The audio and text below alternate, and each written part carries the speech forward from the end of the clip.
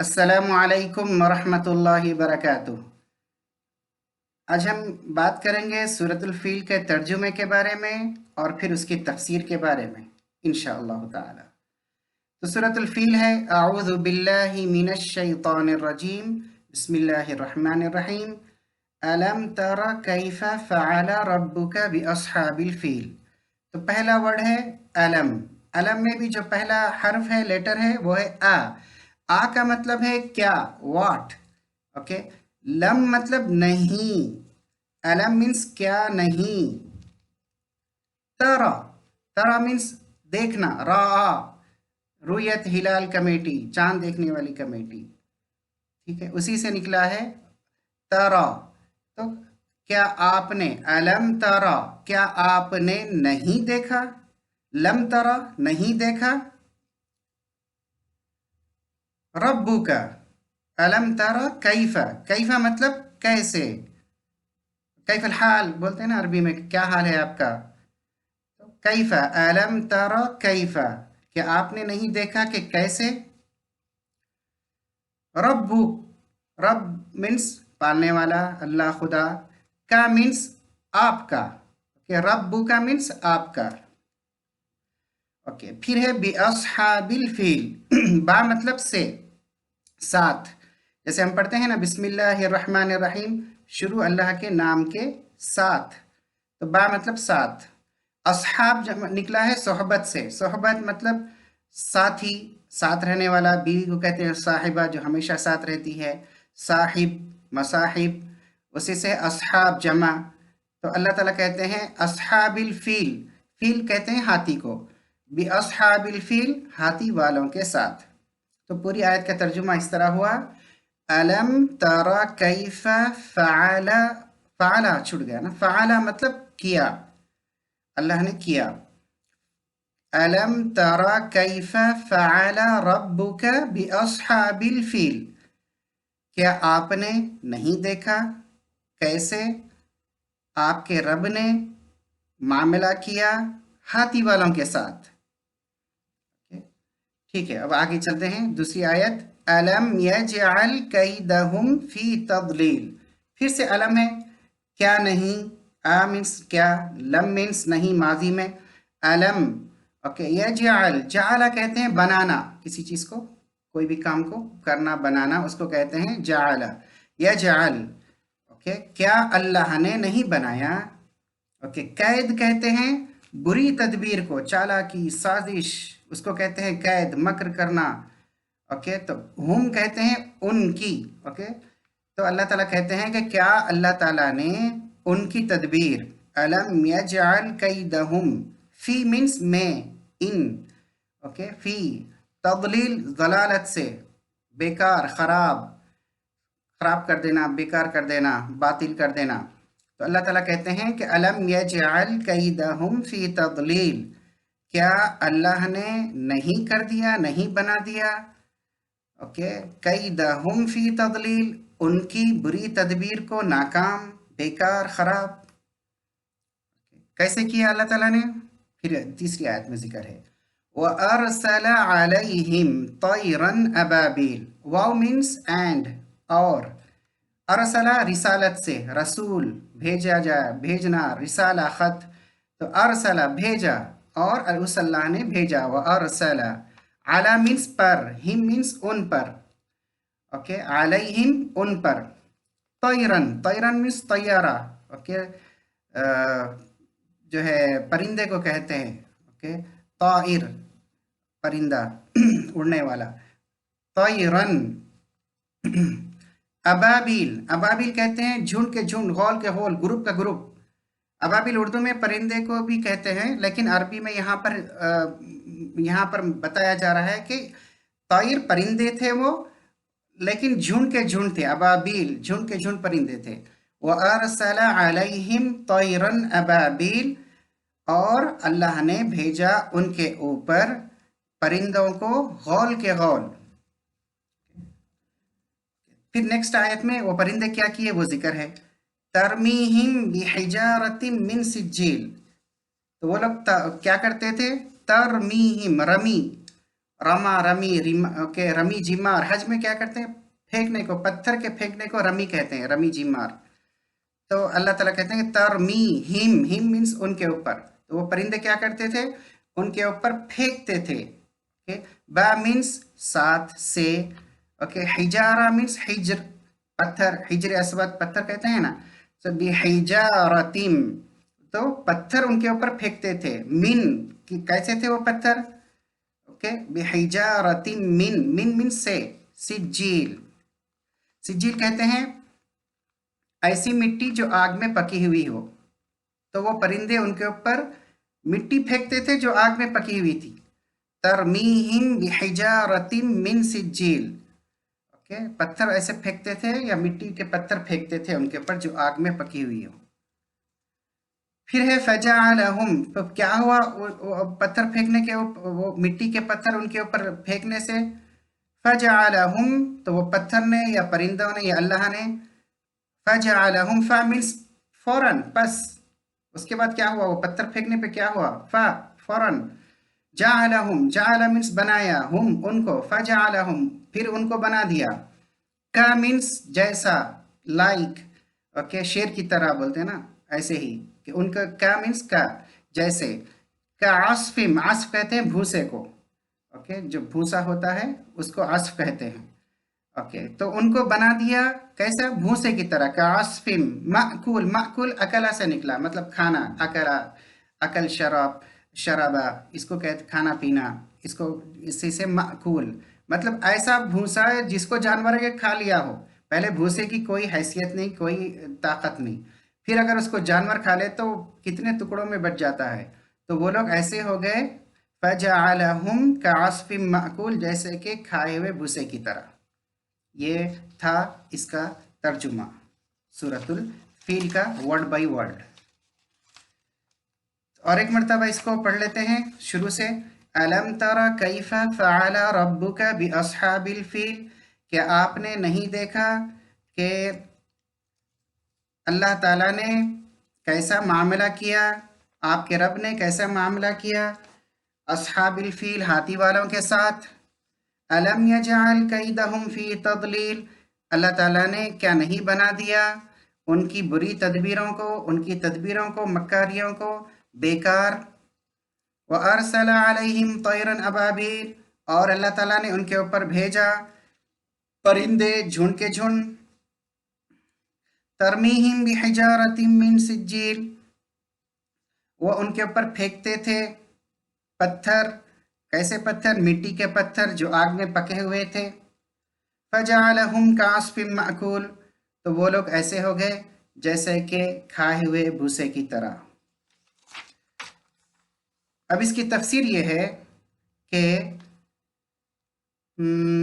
अल्लाह के नबी सल्लल्लाहु अलैहि वसल्लम की पैदाइश से 50 दिन पहले ये वाक़या हुआ। इसको कहते हैं फील का वाक़या और हाथी वालों का वाक़या। बहुत बड़ा मशहूर वाक़या है जो पूरे अरब में मशहूर हुआ। असल में एक बादशाह था हबशे का, मतलब इथियोपिया का, अफ्रीका का। उसका एक गवर्नर था यमन में, उसका नाम था अबरहा। और ये बादशाह और ये जो गवर्नर था ये दोनों ईसाई थे। तो गवर्नर ने देखा कि सारे अरब के लोग हज करने के लिए बैतुल्लाह, अल्लाह के घर मक्का जा रहे हैं। तो उसने सोचा कि चलो हमारे पास भी लोग आ जाएं, बजाय काबा मक्के को जाने के। यमन के अंदर ही उसने एक चर्च बनाया, बहुत बड़ा गिरजाघर बनाया, और वहाँ पर पूरे अरबों को दावत दी कि वो बजाय मक्के का रुख करने का यहाँ पर चर्च में आके हज किया करें या चर्च को आया करें। कुरैशियों को बहुत गुस्सा आया। तो कुरैश का एक आदमी मक्के से चला, वो यहाँ पर आया और उसने उस चर्च को आग लगा दी। और वो बहुत बड़ा चर्च था, वो फौरन जल गया। बादशाह अब्रहा को, जो गवर्नर था यमन का, बहुत गुस्सा आया और उसने कसम खा ली कि अब मैं मक्का जाऊंगा और काबे को तोड़ दूंगा, और फिर लोग उसके बाद यमन में आएंगे, नया घर चर्च तामीर करूंगा और उसकी जो है हज करेंगे, उसकी इबादत करेंगे। तो वो जब चला, बहुत बड़ी फौज लेकर चला, और उसने उसमें हाथियों को भी लिया ताकि वो जो है जंजीरें दीवार के अंदर, काबे की दीवार के अंदर लगाकर हाथियों کے گلے میں وہ زنجیر لگا کے ہاتھیوں کو جو ہے ہنکایا جائے تاکہ وہ ہاتھی آگے بڑھیں گے تو 4 دیواریں کعبے کی دھڑام سے گر جائیں گی۔ یہ اس کا منصوبہ تھا، پلاننگ تھا۔ جب عربوں کو معلوم ہوا کہ ابرہہ اس مقصد کے واسطے مکہ جا رہا ہے تو راستے میں جو بھی قبیلے تھے ان لوگوں نے پوری پوری کوشش کی اس کو روکنے کی، جنگ کیا، اس سے لڑے، لیکن ابرہہ کی فوج بہت بڑی فوج تھی تو وہ سارے کے سارے ہار گئے۔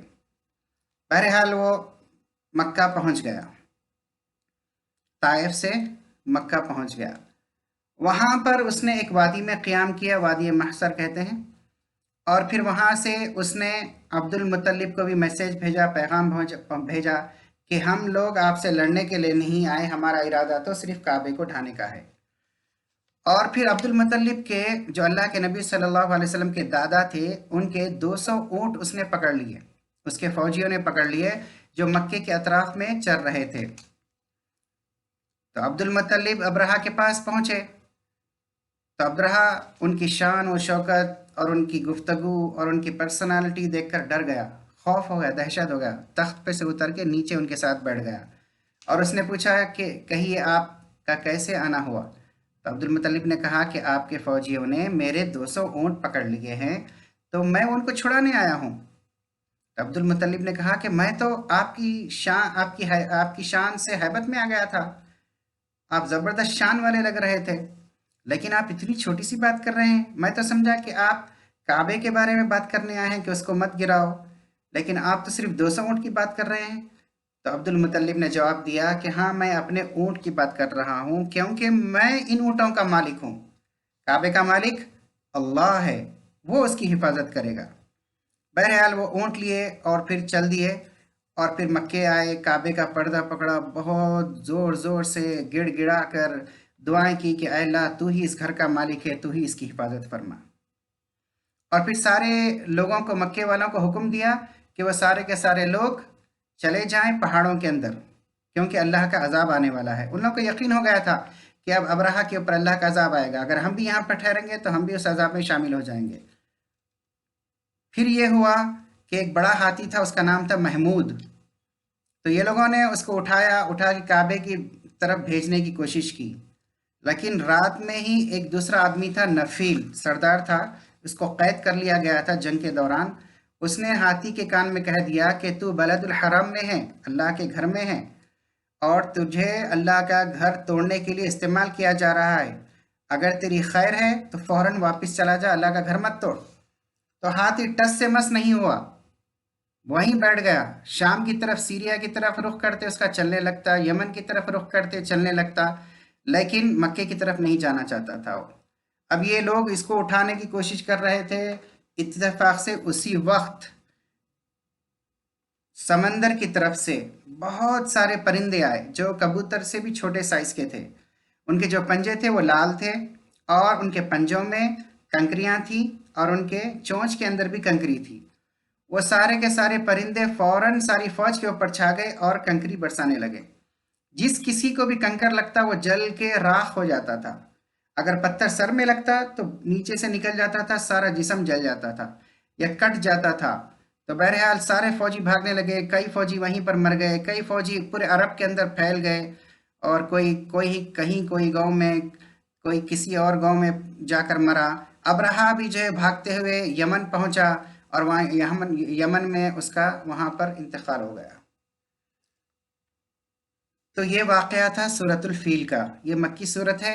اللہ تعالیٰ نے اس میں بتایا کہ دیکھو اگر اللہ تعالیٰ اپنا عذاب بھیجیں گے تو کوئی بھی اس کے عذاب کو روک نہیں سکتا، اللہ اپنے گھر کی حفاظت کریں گے۔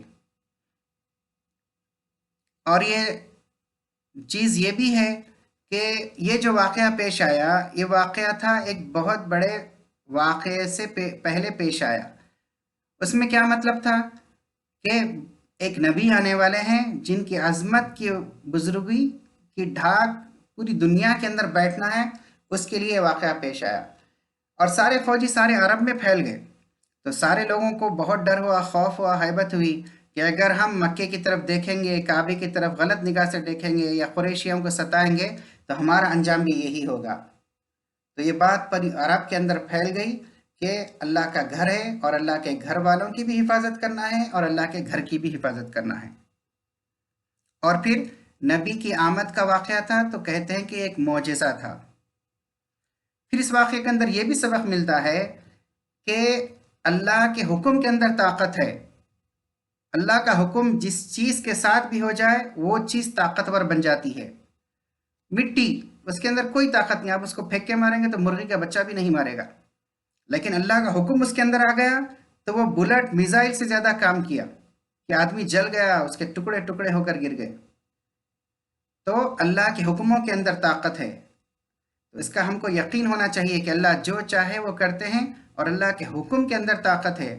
اگر ہم اللہ کے حکم کو پورا کریں گے تو اللہ کی طاقت ہمارے ساتھ ہو جائے گی۔ اور دوسرا، اللہ تعالیٰ نے ہمیں ذمہ داری دی ہے کہ ہم اللہ کے گھر کی حفاظت کریں، اللہ کی جتنی نشانیاں ہیں، اسلام کی جتنی نشانیاں ہیں ان کی حفاظت کریں۔ یہ ہمارے اوپر ذمہ داری ہے، ہاتھ پہ ہاتھ رکھ کر بیٹھنا نہیں ہے۔ مساجد کی ذمہ داری، مدارس کی ذمہ داری، علماء کی ذمہ داری، حفاظ کی ذمہ داری، پورے مسلمانوں کی ذمہ داری، پورے انسانوں کی ذمہ داری ہمارے کاندھے پہ ہے کہ ہم ان کی حفاظت کریں۔ کیونکہ بنو امیہ میں بھی یہ واقعہ پیش آیا کہ حجاج بن یوسف حضرت زبیر رضی اللہ تعالیٰ عنہ کو قتل کرنے کے لیے جب آیا تو اس نے توپیں برسائی کعبۃ اللہ کے اوپر، کعبۃ اللہ کی دیواریں جل گئیں اور ٹوٹ گئیں، لیکن اس وقت اللہ کا عذاب نہیں آیا۔ تو اللہ تعالیٰ نے یہ بتایا کہ اللہ تعالیٰ یہ دنیا پیدا کیا ہے وہ اسباب کے ساتھ پیدا کیا ہے، ہمارے ذمہ جو کام ہے وہ ہم کرنا ہے، اللہ کے ذمہ جو کام ہے وہ اللہ کریں گے اس کی حکمت کے ساتھ۔ جب اللہ عذاب بھیجنا چاہیں گے اس وقت عذاب بھیجیں گے، جب نہیں بھیجنا چاہیں گے نہیں بھیجیں گے، لیکن اس میں ہمارا امتحان ہے کہ ہم کیا کرتے ہیں، ہم اپنی ذمہ داری پوری کرتے ہیں یا نہیں کرتے ہیں۔